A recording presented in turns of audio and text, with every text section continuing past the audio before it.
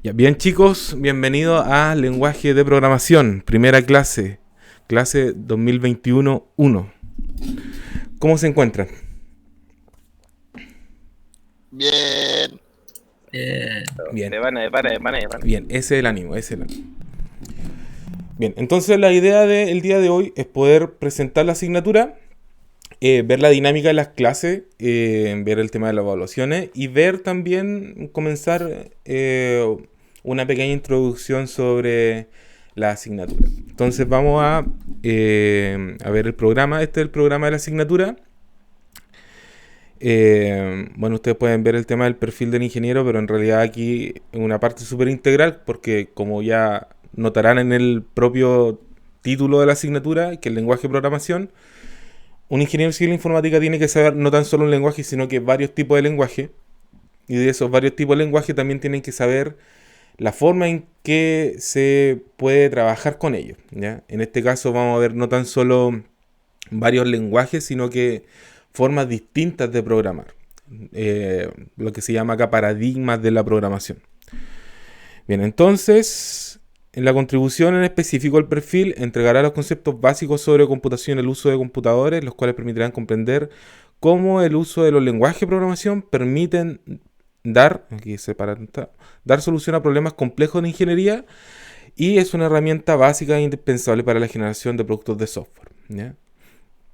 Aquí están las horas que vamos a tener durante la semana. Son 4 horas directas de clase más 2 horas dirigidas de trabajo. Eso quiere decir que nosotros tenemos 3 conexiones a la semana, los 3 días, en este caso martes, miércoles y jueves a las 8:30. Generalmente yo les voy a pedir que nos conectemos a las 9 porque recuerden que por el tema de la clase a distancia, la idea es que estemos entre 45 minutos a 1 hora. Generalmente yo llego a esa hora y dependiendo de si estamos haciendo un ejercicio, puede que nos extendemos más, porque a veces los ejercicios en este caso son un poquitito más largos. Y de esas 3 conexiones, 2 van a ser de materia y una más que nada van a ser de ejercicio, en donde puedo estar yo o puede que se los deje a ustedes de material para la semana para que puedan trabajar, ¿ya? Entonces va a depender, generalmente al principio de esta asignatura vamos a hacer todas las clases, las 3 conexiones, y después más adelante vamos a ir teniendo 2 conexiones a la semana y le voy a dejar ejercicios para que puedan ir trabajando, ¿ya? Además hay 6 horas de trabajo autónomo. Eso quiere decir de que ustedes también, depende de lo que ustedes quieran, investigar sobre los lenguajes porque vamos a ver que existen muchos tipos de lenguajes para distintos tipos de aplicaciones. Y por lo tanto también depende de ustedes de lo que quieran especializarse, averiguar sobre algún tipo de lenguaje que les llame la atención, ¿ya? Sobre todo ahora que están saliendo nuevos lenguajes con bastante potencial. Bueno, aquí seguro ustedes ya pasaron estructuras de datos y es parte de esto en ingeniería aplicada, ¿ya? De estructura de datos, más que nada, no vamos a ver árboles ni vamos a ver listas ordenadas, pero sí en los problemas que vamos a enfrentar, nos vamos a especializar en poder utilizarlas más que nada. De los resultados de aprendizaje, la idea de esto es que puedan reconocer un lenguaje y el significado de los conceptos básicos utilizados en computación, en este caso de los paradigmas más que nada. Construir algoritmos y programas a partir de combinaciones de estructura de control para la resolución de problemas computacionales. Eso ya lo hacen ustedes, pero ahora va a ser a mayor nivel simplemente, en mayor profundidad. Conoce el ambiente de trabajo y herramientas que el lenguaje básico seleccionado para este ramo proporciona para el desarrollo de aplicaciones para los problemas de ingeniería. En este caso, lo que quiere decir es que nosotros vamos a utilizar no tan solo un solo IDE, sino que vamos a ir trabajando con distintos entornos de desarrollo para distintos tipos de lenguaje. Van a ver que hay algunos que son más fáciles de usar, otros que son más complicados porque están pensados en otras lógicas. Escribe programas sintácticamente correctos en lenguaje, esto deberían también hacerlo porque lo vamos a hacer en mayor profundidad. Y utiliza funcionalidades que el lenguaje ofrezca para problemas en áreas específicas, porque aquí también vamos a ver que existen lenguajes que están pensados para problemáticas específicas, ¿ya? Y por lo tanto son mucho más potentes en un contexto que en otro. Además de esto, y hablando del ambiente de trabajo, vamos a hablar en estas primeras clases, en esta semana, sobre cómo se trabaja ya en equipo dentro de las organizaciones, en equipos de desarrollo de software profesional, y cómo lo vamos a llevar a la práctica dentro de la asignatura. Eh, Bien, bueno, aquí lo que vamos a hacer en realidad, aparte de va a haber una actividad integradora, pero vamos a tener pequeños mini proyectos durante la asignatura. Hay un tema de que tenemos que pasar por distintos tipos de lenguaje de programación, por lo tanto no podemos hacer eh, una sola actividad integradora, ¿ya? Van a tener que hacer mini proyectos que los vamos a ir compensando. Bien, esta asignatura tiene tres grandes unidades. La primera unidad, más que nada, es teoría y es la introducción a los paradigmas, pero yo también les voy a entregar un poco de práctica. Vamos a ver una herramienta que les va a servir de aquí hasta el fin de sus días, porque va más allá del lenguaje, sino de las herramientas que yo puedo utilizar para mejorar mi programación. Entonces, ¿qué es lo que vamos a ver? De hecho, durante este día vamos a ver el concepto de paradigma, los paradigmas del software, los compiladores, los interpretadores, taxonomía de los lenguajes, patrones de diseño, componentes, arquitectura de software y frameworks, ¿ya? La idea de poder conocer qué son cada uno de ellos y cómo podemos trabajar en ellos. Luego la unidad 2 es la unidad más práctica. Esta unidad lo que nos vamos a enfocar es realmente en aprender un tipo de lenguaje de programación y aplicarlo. Entonces vamos a ir viendo por cada uno de los tipos de paradigmas de programación, vamos a ir viendo un lenguaje de ejemplo y vamos a ir utilizándolo. Paradigma funcional vamos a ver Lisp, en paradigma lógico vamos a ver Prolog, en paradigma guiado por evento vamos a ver JavaScript o también Java gráfico, o sea, el orientado, guiado por eventos de Java. Vamos a ver el paradigma imperativo con Python, con C avanzado, con control de memoria sobre todo, con el paradigma orientado a objetos. No sé si vamos a ver C# o Swift, pero yo creo que Python es suficiente para esta parte. Y vamos a ver multiparadigmas, como por ejemplo Ruby, que es un lenguaje profesional ya a este nivel, es bastante más fácil de poder trabajar. La problemática de Ruby es que son las gemas, los frameworks que tiene Ruby, porque esos son los complicados de poder trabajar. Entonces tiene una lógica de programación mucho más pensada en el trabajo, en la aplicación, en el desarrollo. Además vamos a tener una unidad de estándares y buenas prácticas. Esto lo vamos a ir viendo de forma transversal, si bien vamos a tener una clase para hablar sobre estas cosas. De hecho vamos a ir tratando de que esto se vaya incorporando en todo a lo largo de que se va desarrollando el curso. Porque cada uno de los lenguajes de programación tiene su propia lógica de estandarización. Y de hecho podemos ir viendo la lógica que tiene Java, el Javadoc, que es la forma de programar en Java, con su PEP. Y en el caso de Python también tiene un PEP que tiene otra forma de poder trabajar. Y son cosas mínimas, son convenciones de los programadores. Como por ejemplo, en Java, todos los objetos, tienen que comenzar con una mayúscula. Mientras que en Python no es así. En Python, un objeto tiene que estar declamado en minúsculas. Es una cosa menor, pero que tiene un impacto visual en el programador, ¿ya? Hay otras cosas de estándares, como por ejemplo que la visibilidad de la orientación a objetos en Java es explícita. Tú tienes que colocar si es public, si es protected, si es private. Tienes que definirlo cuando se declara el atributo. Mientras que en Python esa parte es implícita. Eso quiere decir que tú tienes que aprovecharte de las vulnerabilidades del intérprete de Python para poder generar esa visibilidad.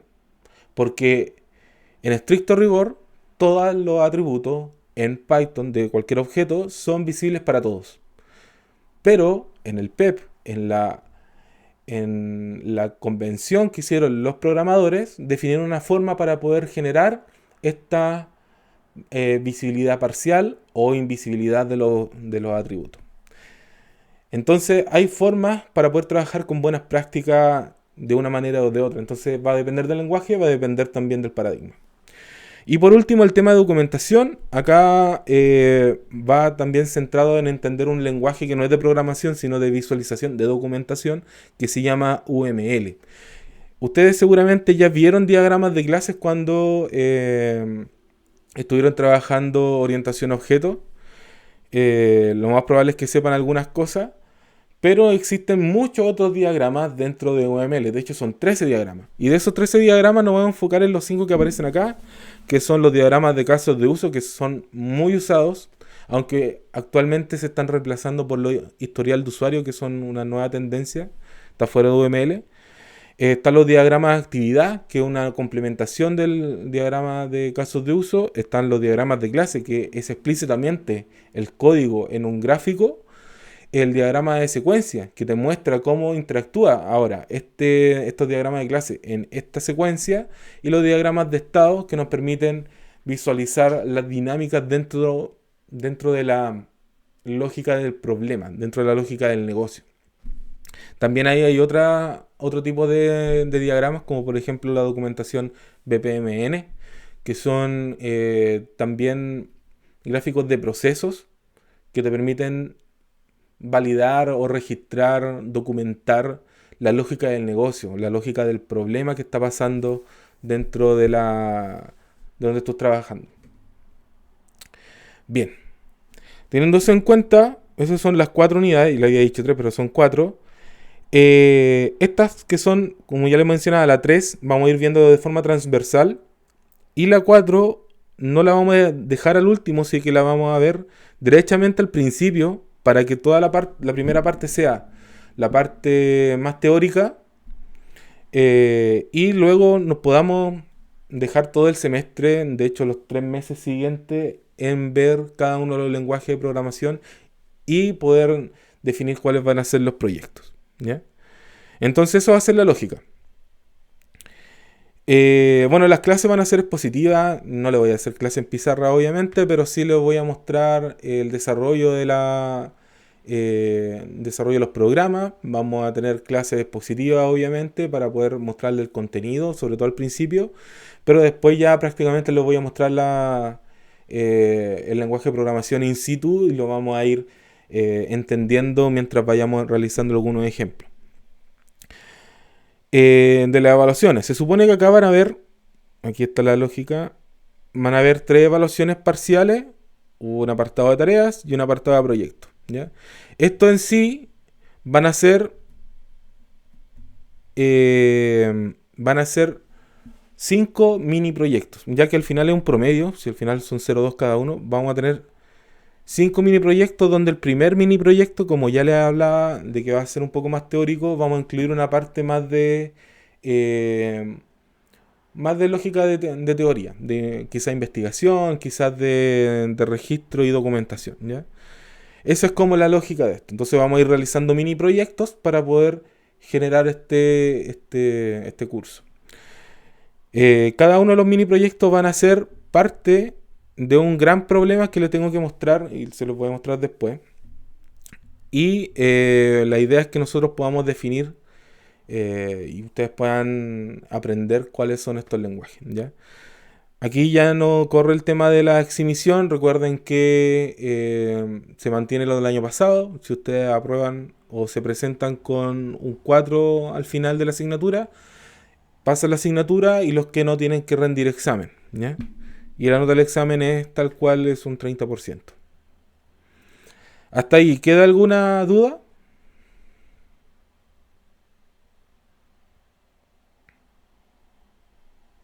No, profe. Ya. De la bibliografía, como vamos a ir pasando de lenguaje a lenguaje, a pesar de que aquí hay libros súper buenos, sobre todo, por ejemplo, el tema de Joyanes, que tiene que ver con toda esta lógica del principio, de ver los paradigmas y los fundamentos de la programación, La verdad es que lo que les recomiendo es que vayan a la documentación oficial de los lenguajes de programación, ¿ya? Cada lenguaje tiene su propia página oficial y su propia comunidad, ¿ya? Generalmente los lenguajes de software libre tienen esta gracia y que nos permiten poder, de hecho, preguntarle a otras personas si es que le ha pasado algún tipo de problema. Entonces, la documentación oficial es la que más nos va a aportar hoy en día, más allá de estos libros. Libros que deberían tener sí es alguno de UML, que esos sí son más. Aquí no está. Ya, pero debería estar. Hay un libro que lo pueden buscar después, que se llama UML en 24 horas. Es un libro cortito, no es tan denso, te explica todos los diagramas, de hecho los 13 diagramas, y te lo explica de forma bastante simple y concisa, para que tú sepas realmente cómo se utiliza, para qué se usa, para qué tipo de problema, y pasa un ejemplo, y listo, eso es todo el libro. Así que,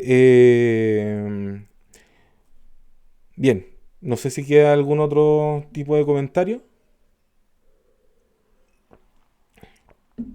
¿Sí? ¿No? Bien, entonces vamos a pasar acá a la clase en sí. Vamos a tener nuestra primera clase de paradigma de programación. Y vamos a entender esto desde un principio. Bien, dentro de la lógica, dentro de todo lo que del desarrollo de la tecnología, se han creado distintos tipos de lenguaje de programación. Y aquí podemos ver varios ejemplos en este cerebro lleno de lenguaje de programación. Un programador en sí debería conocer al menos uno y de forma idónea debería saber al menos 5, ¿ya? Generalmente uno ya sabe bastante desde antes. De hecho, al principio de la universidad CBC y también Java, pero también hay algunos que se van conociendo de la misma experiencia. Por ejemplo, no sé si han tenido experiencia con MATLAB. MATLAB también se reconoce como un lenguaje de programación. O también Visual Basic, que es uno de los lenguajes que se utiliza dentro de Excel. De hecho, Excel el año pasado se reconoció como un lenguaje de programación en toda su capacidad y pasó de no ser un lenguaje de programación a ser el lenguaje de programación más usado de dentro de todos los lenguajes de programación existentes, ¿ya? Porque muchas personas utilizan Excel y por lo tanto utilizan este lenguaje. Hay lenguajes que son más visuales que otros, hay lenguajes que son mucho más orientados a que el usuario lo entienda que otros que son mucho más orientados a facilitar el trabajo dentro de la máquina. ¿Ya? Entonces vamos a entender cuáles son y por qué son de esta manera. Bien, primero entender y rebobinar un poquitito qué es la programación. La programación es el proceso utilizado para idear y ordenar las acciones necesarias para realizar un proyecto, ¿ya? Preparar ciertas máquinas o aparatos para que empiecen a funcionar en el momento y en la forma deseada o elaborar programas para su empleo en computadoras, ¿ya? Nosotros ya hemos visto, ustedes en un principio ya han visto varios tipos de programación y cómo se van interactuando dentro de las máquinas. ¿Alguno reconoce el código que está en la pantalla? ¿Saben de qué lenguaje de programación es?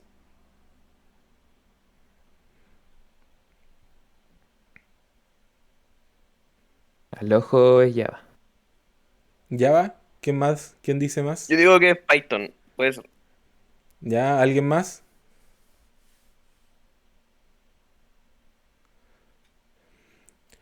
A ver, veamos, a ver, ¿qué encontramos que nos pueden decir? Alguno dijo Java. ¿Por qué dijo Java? O sea, yo lo mandé porque vi los corchetes y me acordé de Java al tiro, pero no sé. Ya, están los corchetes. Esa es una de las cosas. También vemos un punto y coma al final, ¿ya? Pero hay algo que no evidencia qué tipo de lenguaje de programación es, y es la declaración var. ¿Ya? La declaración var es típica de JavaScript, ¿ya? De hecho, esta declaración de document.getElementById es típico de JavaScript. De hecho, está trabajando con un HTML.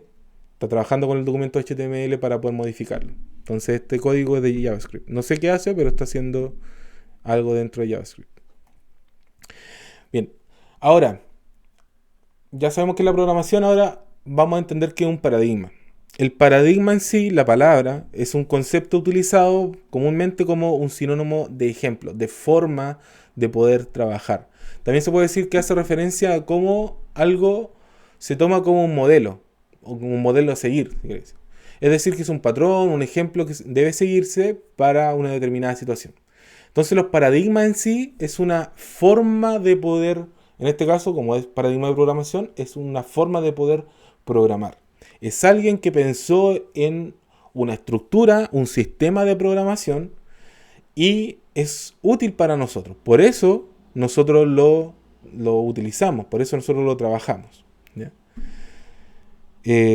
Por ejemplo, una persona puede decir que, en este caso el ejemplo es bastante burdo, pero dice que es 6 y el otro dice que es 9 porque lo están viendo desde su punto de vista, desde su propio paradigma en este caso. Paradigmas de programación hay varios. De los más utilizados está el imperativo y el declarativo, que son los dos árboles que se abren dentro de la programación. Y luego está la estructurada, la orientación a objetos, la funcional, la reactiva. Está guiado por eventos. Está también programación multifuncional. Entonces hay muchos tipos de paradigmas que se pueden trabajar. La idea es que nosotros podamos comprender cómo se pueden ir trabajando cada uno de ellos y lo vamos a ir viendo a lo largo de la asignatura. ¿Qué es el paradigma imperativo? El paradigma imperativo en realidad lo único que hace es decir al programador que tiene que evaluar paso a paso de lo que va a hacer la máquina. Entonces, en la lógica de la receta de cocina, te dice cuál es el paso 1, cuál es el paso 2, cuál es el paso 3, cuál es el paso 4 y cuál es el paso 5. Tiene un orden lógico, obviamente.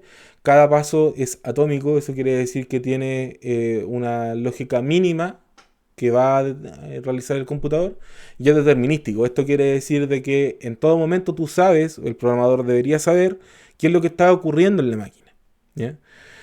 Esto es exactamente lo que ustedes han realizado hasta ahora, ya programación imperativa. ¿Ya? Dentro de distintos tipos de lo que van a ver, esto es lo que han utilizado. Ir detallando paso a paso un programa. Por el otro caso está la programación declarativa. La declaración declarativa es más o menos contraria a lo que tú ya has visto dentro de la programación imperativa. O sea, no es determinista porque nunca sabes lo que está pasando en la máquina en cierto momento. Pero sí lo que está realizando es que te pone en el lugar de estas personas en la oficina. Hay una persona que está atendiendo y hay una persona que está consultando. Entonces el programador se pone desde el punto de vista de la persona que consulta.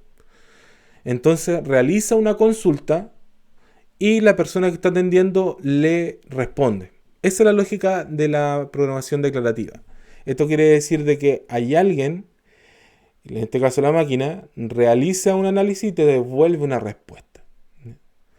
Entonces ahora la lógica o el problema, la complejidad de este tipo de paradigma es que el programador tiene que saber explícitamente qué es lo que quiere preguntar para tener la respuesta que quiere.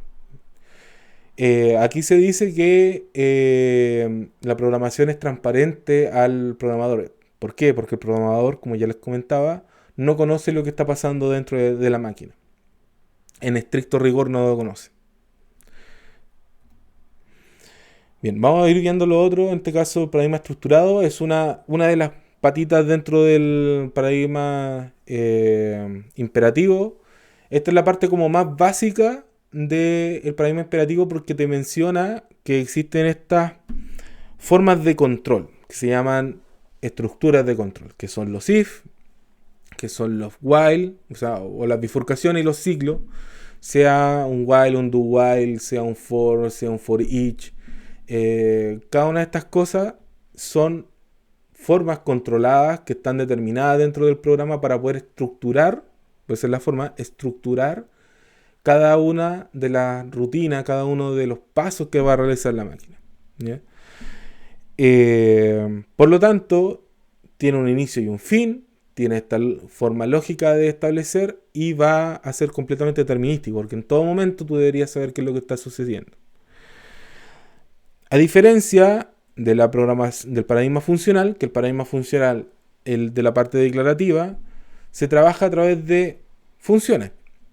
Tú lo que estás trabajando, y de hecho lo pueden ver, por ejemplo, en Visual Basic, cuando ustedes trabajan con Excel, seguramente han visto que ustedes trabajan con funciones. Es una programación funcional. Está pensado en que tú realices un orden lógico dentro de las funciones. Entonces tú sabes que tú vas a introducir algún dato, alguna información, la vas a procesar con una función y vas a obtener la salida, ¿ya? Independientemente de cuál sea la entrada y cuál sea la salida, ese es el tipo de lógica. Tienes que utilizar una función para ello. Ahora tú también puedes crear funciones más complejas que otras, uniendo partes de esta función. Entonces nosotros podemos trabajar con este estilo de programación. Es totalmente distinta a la programación estructurada, porque en este caso no existe una estructura tan clara de un if o tan clara como la de un ciclo. Aquí lo que tenemos que entender de que dentro de esta función, si le estamos pidiendo que nos encuentre el valor o la posición de cierto valor que le estoy pidiendo, me va a decir la posición y nosotros no vamos a tener ninguna forma de saber cómo lo hizo, sino que le aplicamos solamente la función y vamos a entender la salida. Esa es la forma más básica de esto, del paradigma declarativo y en este caso el paradigma funcional. Está el paradigma reactivo, que es una forma de programar que es la previa a la guiada por evento, y es en donde se realizan consultas, existen actuadores y también existen lo que se llama, como en física, existe un observador, por decirlo de esa manera.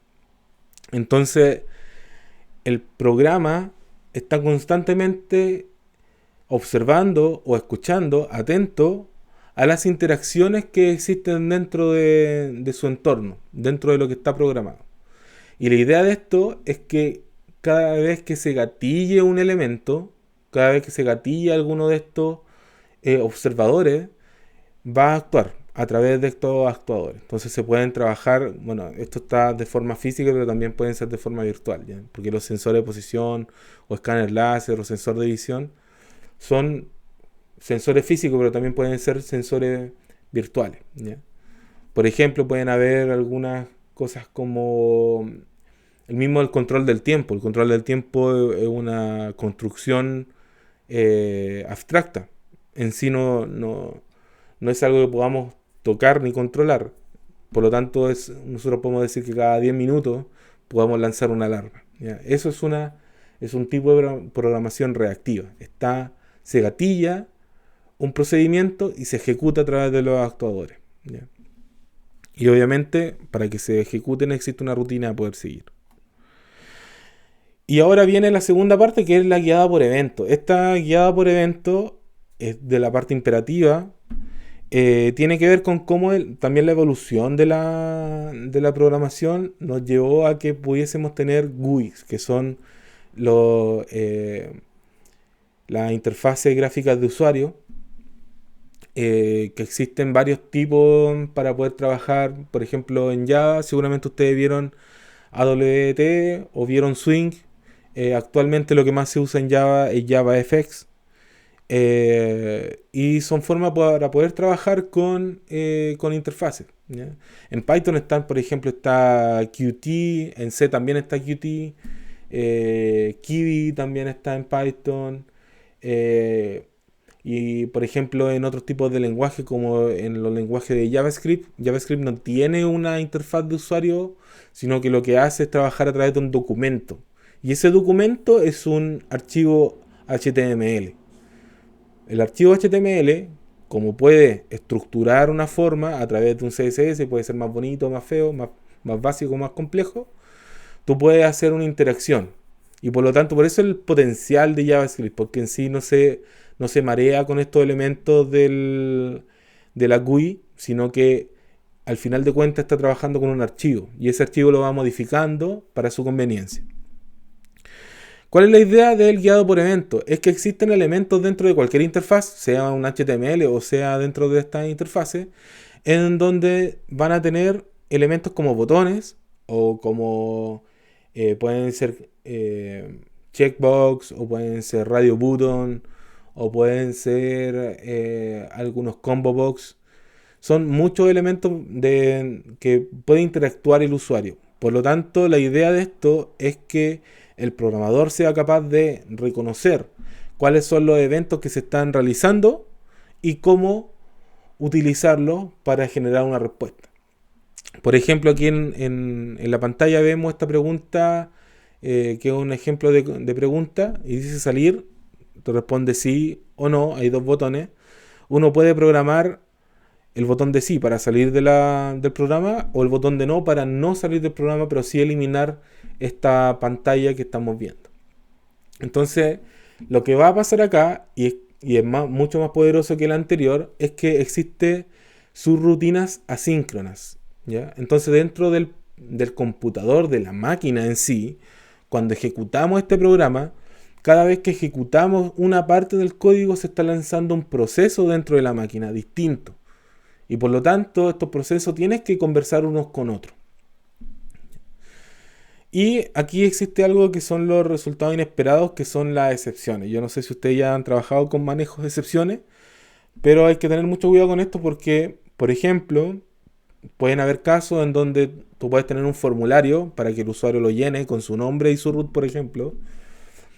Y tú puedes tener un botón de agregar esta información, y al momento de agregar puedes tener un error.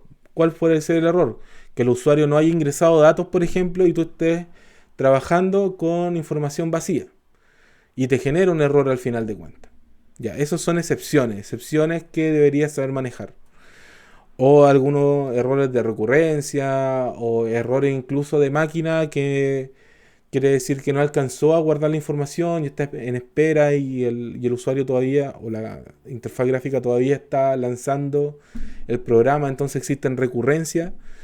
Estas cosas también se tienen que ir manejando en estas excepciones. Entonces estos resultados inesperados, a pesar de que son inesperados, hay que saber controlarlos de alguna manera. Y para poder controlarla de mejor manera, se creó este paradigma de orientación que se llama la orientación a objetos. Esto es de los años 60. Viene la idea. Aunque hoy en día el creador, el que pensó primero en este tipo de paradigma de orientación a objetos, dijo que él no se refería a esto cuando lo creó. Pero hasta hoy en día ha sido uno de los paradigmas más usados y que ha tenido mucho más impacto en la productividad de todos los desarrollos de software que se han realizado.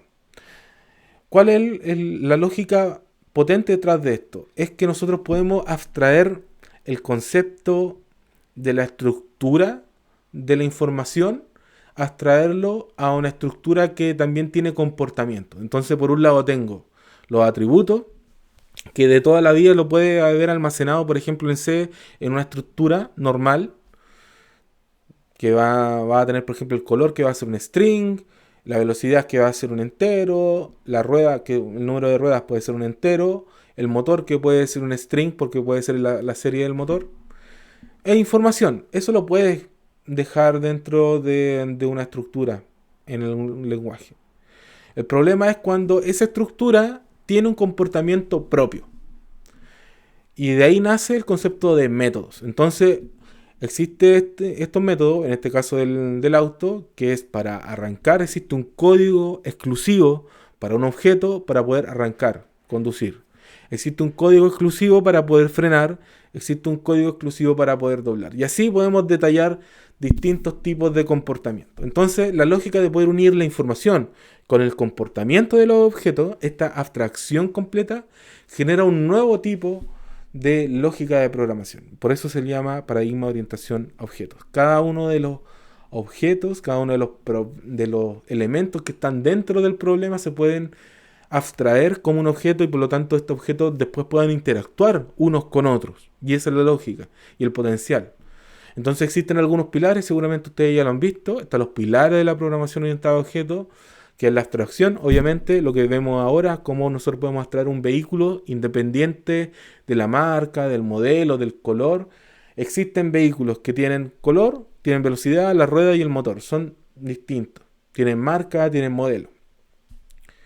Eso va a llamar clase y luego vamos a tener los objetos que son la instanciación de esos elementos. Entonces vamos a tener, por ejemplo, en este caso, bueno, no sabemos la marca, pero es de color rojo. Como un deportivo va a ser de alta velocidad, tiene 4 ruedas y tiene un motor, no sé, pongamos que un V6 de 8 cilindros. Entonces podemos tener a través de poco código, y esa es la gracia de esto, poco código, una plantilla en donde yo puedo utilizarlos para poder trabajar con muchas otras formas, independiente de cuál sea el tipo de automóvil. Lo puedo hacer para animales, también para personas, también para objetos mucho más abstractos como una venta, porque puede ser una venta con boleta o una venta con factura. Entonces, el potencial de esto no es tan solo en ver lo que existe, sino que ver también las formas, los conceptos abstractos que están dentro del problema. Y bueno, los otros pilares también está la encapsulación, que tiene que ver justamente con cómo estos elementos, los atributos, están dentro de las clases y tienen visibilidad total, que es un public, visibilidad parcial, que es un protected, visibilidad exclusiva, que es un private, y está default también, que tiene que ver solamente con los paquetes de desarrollo. Luego está herencia. En herencia nosotros vamos a ver de que también nosotros podemos hacer clases que tienen jerarquías, que son más grandes que otras clases. A esto le vamos a llamar superclase y subclase. También se le conoce como clase padre y clase hijo, pero actualmente están en desuso esos conceptos. Ahora se le llama superclase y subclase. Por ejemplo, podemos haber tenido una superclase de estos automóviles, de la clase automóvil. Puede ser una superclase que se llame vehículo con ruedas, porque también puedo tener una bicicleta, o también una motocicleta, o también puedo tener bus de transporte público. Pueden ser otras clases, otros tipos de clases que yo puedo trabajar. Y para mi problema necesito tener estandarizados esos tipos de clases. Y hacia arriba yo puedo tener centralizado, esa es la gracia, centralizado en esta herencia, cosas que son básicas para cada uno de los elementos. Así también, el último de los pilares es el polimorfismo, y el polimorfismo hace referencia a cómo, utilizando esta herencia, cada una de las subclases tiene comportamiento distinto, independiente de que las superclases también tengan un comportamiento. Como por ejemplo, un auto, una bicicleta, una motocicleta y un bus del transporte público, cada uno de ellos va a tener un método para arrancar, para frenar y para doblar. Eso es verdad. De hecho, todo vehículo, la superclase, va a tener estos métodos. Pero la forma para poder realizar esto va a ser de forma distinta. ¿Por qué? Porque el automóvil tiene los frenos, por ejemplo. Los frenos son en base a pastillas y un disco de frenado, mientras que en la motocicleta no tiene este disco de frenado, sino que tiene solamente la parte de la rueda que es para frenar, y tiene estas pastillas de gomas para poder frenar. Entonces existen formas distintas para poder realizar esto. ¿Ya? En el código se va reflejando. Bueno, los beneficios que tiene este paradigma, y que no hemos detenido más, es porque la escalabilidad y la modularidad de este tipo de aplicaciones es potentísimo, porque tú puedes generar problemas que son mucho más complejos, dividirlo en problemas que son mucho menores a través de estos objetos, como entendiendo cuál es la interacción de estos objetos, y realizando pequeñas partes del código en incrementos. Y al final de cuentas esto resulta en una forma mucho más fácil para el usuario, porque al final de cuentas tú estás trabajando con código casi, de hecho lo vamos a ver con Python, casi como si fuera un escrito, bueno, en inglés obviamente, casi si fuera un escrito para una persona. Bien, y están los paradigmas multiparadigmas o los multifuncionales, en donde existen lenguajes que utilizan más de uno, en realidad más de dos estilos de paradigma, ¿ya? En este caso veíamos Ruby como uno de los ejemplos, pero la verdad de cuenta es que lo que vamos a utilizar es que existen paradigmas que tú puedes trabajar una parte en un código y otra parte con otro estilo de código y van a ser perfectamente funcionales. Python de hecho ha incorporado varias de estas cosas, sobre todo con programación funcional o programación declarativa para poder mejorar sus programas. Bien, así otros paradigmas, está el paradigma dinámico, programación lógica, que se hace con Prolog, está programación con restricciones, que también otro conjunto de programación lógica, pero basado en límites que tiene la lógica. Y está los lenguajes específicos de dominio, que por ejemplo, bueno, así al vuelo podría ser por ejemplo el lenguaje de programación Arduino, está definido para poder trabajar con Arduino. ¿Ya? No es un lenguaje más grande, está exclusivamente para trabajar con Arduino. Puede ser el Visual Basic también de Excel, ya que estábamos hablando de eso, exclusivamente para el trabajo en Excel. Y así también está MATLAB y otras cosas. Bien, esos son todos los lenguajes de programación que hemos visto. Ahora quiero que veamos un video que tengo acá para que veamos el desarrollo de los lenguajes y la popularidad de estos lenguajes de programación desde el año 65 en adelante. Así que yo no sé si acá tengo...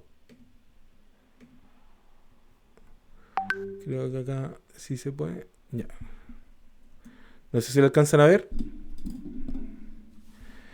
Vamos a ver que aquí, desde el año 65 en adelante, Fortran era el lenguaje de programación más potente que había. Luego estaba COBOL que sigue usándose hoy en día. Luego está Algol, APL, Assembler, Basic y Lisp. Vamos a ver cómo van cambiando. Nace Pascal y Lisp y van ganando bastante terreno a pesar de que van en la parte baja. Fíjense Lisp cómo va subiendo y Basic.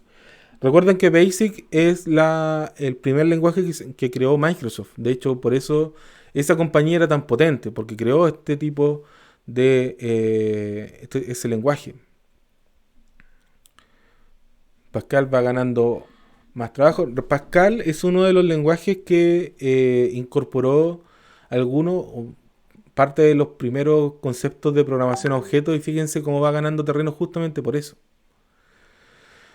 COBOL sigue ahí en auge, más que nada porque la industria financiera trabajaron mucho con este tipo de lenguaje y hoy en día existe una escasez de programadores en COBOL que son requeridos para las instituciones financieras, los bancos, corredoras de seguro. Bueno, aquí C nació en los 72, pero fíjense el auge que tomó, más que nada por la lógica de programación que tenía y obviamente, porque Unix estaba basado en C y por lo tanto todas las modificaciones a Unix tenían que realizarse en C. El lenguaje Ada ahí estuvo un tiempo. Ada realmente nunca lo he podido utilizar.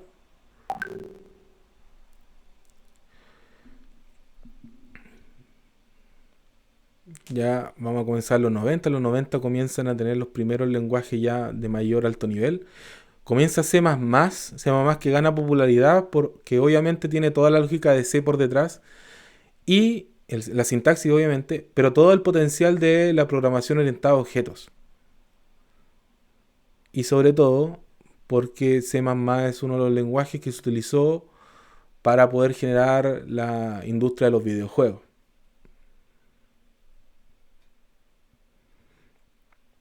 Bien, comienza a aparecer Perl, JavaScript, Java, Delphi, que también está orientado a objetos. Java comienza a ganar terreno. Aquí a este tiempo ya existía Python, pero no era tan conocido. Aquí está PHP. PHP, a pesar de todo, en ese tiempo no era orientado a objetos. PHP 5 fue la primera versión que incorporó orientación a objetos. Pero aún así ganó mucha popularidad por la facilidad de trabajo que podía realizar PHP. De hecho, PHP, si ustedes ven el código, es como si estuvieran trabajando con C, pero en una máquina web. Aquí recién aparece Python en los 2000, ya que tenía más o menos 10 años de desarrollo y comienza a ganar popularidad. Está MATLAB, Ruby.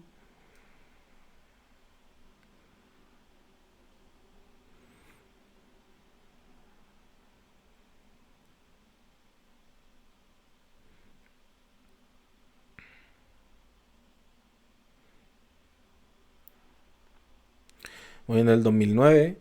Fíjense en el 2000. Bueno, yo entré a estudiar en el 2009. Todo lo único que nos hablaban en la universidad era Java y ahora entiendo por qué. Era lo más popular en ese tiempo. Fíjense, en el 2013 Java todavía. Y yo mi proyecto de tesis lo hice con Java justamente por eso.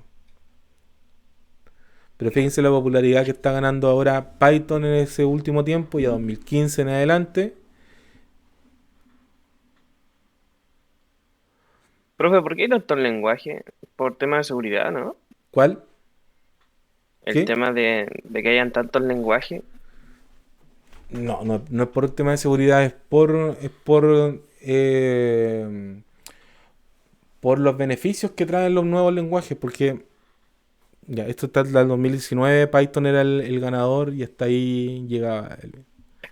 Que yo sepa, creo que Python es el único que ha puesto las bibliotecas mixtas, esto de que uno puede llamar bibliotecas de Java, de C. No, no es el único. No es el único. De hecho, hasta con C lo puede realizar. El tema, más allá de eso, es la facilidad que tiene Python. Más que nada, la versatilidad. Mm, De hecho, hay otros gráficos que son de eh, velocidad de aprendizaje. Que eso más que nada es lo que define por qué es tan popular Python. Y la curva de aprendizaje de Python es muy corta, es muy rápida. ¿Ya? Eso quiere decir que una persona que comienza a programar en Python en una semana aprende mucho más Python que si se hubiera dedicado a cualquier otro lenguaje. ¿Ya? Así también con Ruby, así también con Rust o con Go, que son lenguajes que están en la misma línea, ya tratando de seguir esta lógica de programación bastante más libre. Ahora, Python en un inicio, recuerden que, aunque no lo crean, Python se creó antes que Java. Y Python se creó para generar lo que se llamó la programación de prototipos. Entonces lo que se realizaba con Python era un prototipo de programa que después se realizaba en otro lenguaje. Pero como Python era más rápido de poder utilizar, se generaba primero en Python. Distinto que Java. Java es un lenguaje que se denomina de los lenguajes serios, de los lenguajes de industria. Y sabrán, de hecho ya ustedes sabrán que está por detrás todo lo que es Oracle, toda la tecnología de Oracle, toda la compañía de Oracle, está por detrás apoyando el desarrollo de Java. En un principio fue Sun Microsystems, que lo patentó, pero Oracle compró esa compañía y hoy es la encargada de poder administrar las mejoras y poder ir mejorando el intérprete de Java y la máquina virtual de Java. Aunque hoy en día también está OpenJDK, de hecho en el 2016 creo que fue que Oracle decidió hacerlo un software libre, entonces tú puedes instalarlo directamente de OpenJDK y vas a poder utilizar todos los beneficios de Java, por ejemplo. Pero esto nace simplemente de que un grupo de programadores o un programador se dio cuenta de que en el lenguaje que estaba programando se le hacía difícil algo. Y con el tiempo comenzaron a desarrollar nuevos lenguajes que necesitaban cubrir esa necesidad. De hecho pasó, y lo podemos ver con C, por ejemplo. C no fue un invento de que le nació de la cabeza a Dennis Ritchie en el año 72 y le salió en un fin de semana. No, fue un desarrollo de años. Dennis Ritchie en ese tiempo estaba trabajando en los laboratorios de Bell, desarrollando software para computadoras y había un problema. Y el problema era de que cada máquina tenía un sistema operativo distinto. Y por lo tanto, cuando querías programar cualquier programa para esas computadoras, tenías que generar un programa en base a la lógica de ese computador. Y ese era un problema masivo. Imagínate que ahora, hoy en día, tú quieras trabajar con un programa, cualquier programa, y que tengas que hacer una versión para Windows, una versión para Linux y una versión para Mac.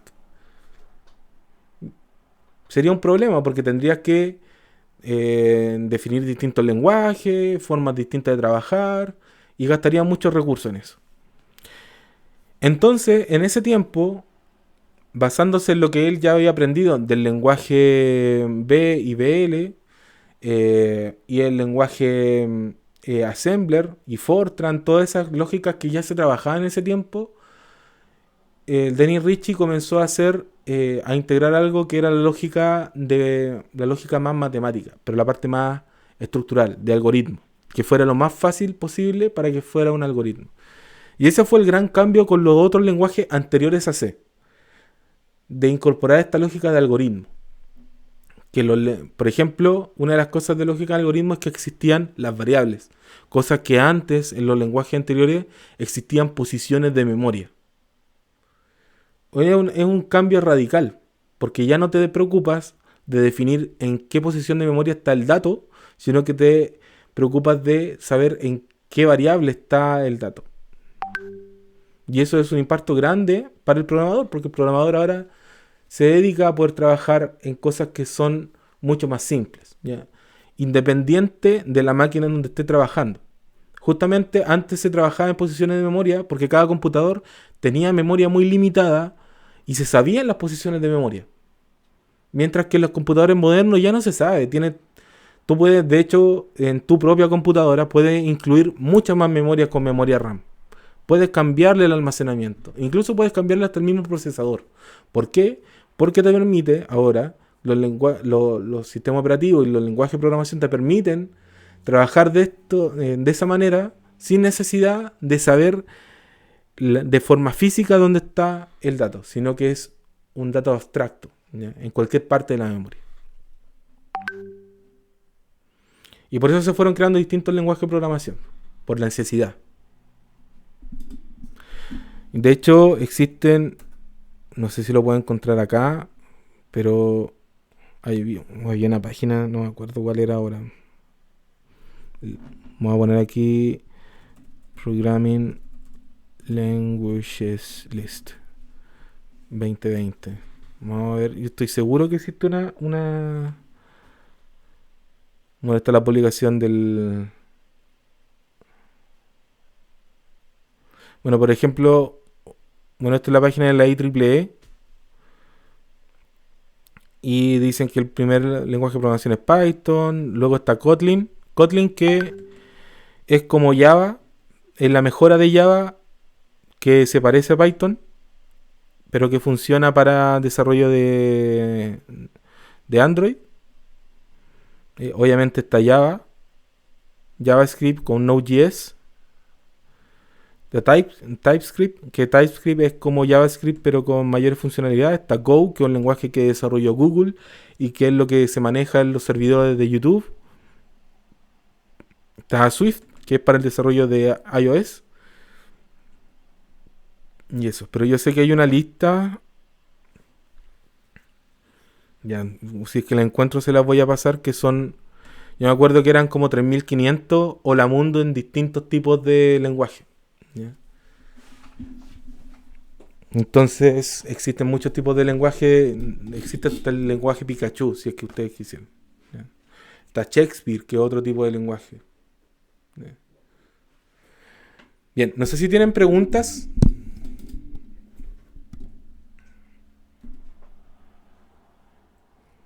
¿Algo que quieran comentar? ¿Algo que quieran preguntar?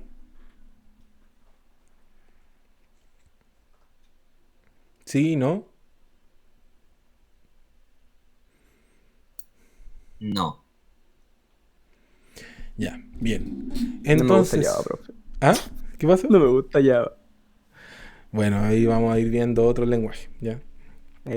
Bien. Entonces, mañana nos vamos a juntar nuevamente a las 9 y vamos a trabajar. No sé si vamos a pasar más materia, yo creo que vamos a dejar de pasar materia. Yo quiero que podamos ver la herramienta de Git. Yo no sé si ustedes han trabajado con Git antes. ¿Alguno? ¿Conoce Git? No. Creo que no. Ya, les voy a enseñar Git. De hecho, también les voy a dejar los videos de las clases anteriores que he hecho de esto.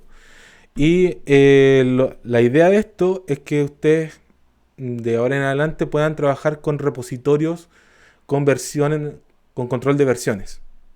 Entonces cada uno de los códigos ya nos van a estar dejando un código que dice este sí, este final, final, este final ahora que sí, este final de entrega, este final de entrega, segunda entrega.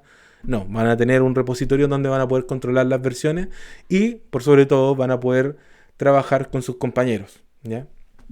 Y vamos a ver con GitHub, pero también se puede hacer con GitLab, así que se puede trabajar con un montón de cosas. Así que eso, chicos, voy a parar la grabación ahora. Paramos en 3, 2, 1. Chao, chicos, despídanse de la clase. Chao. Chao, chao.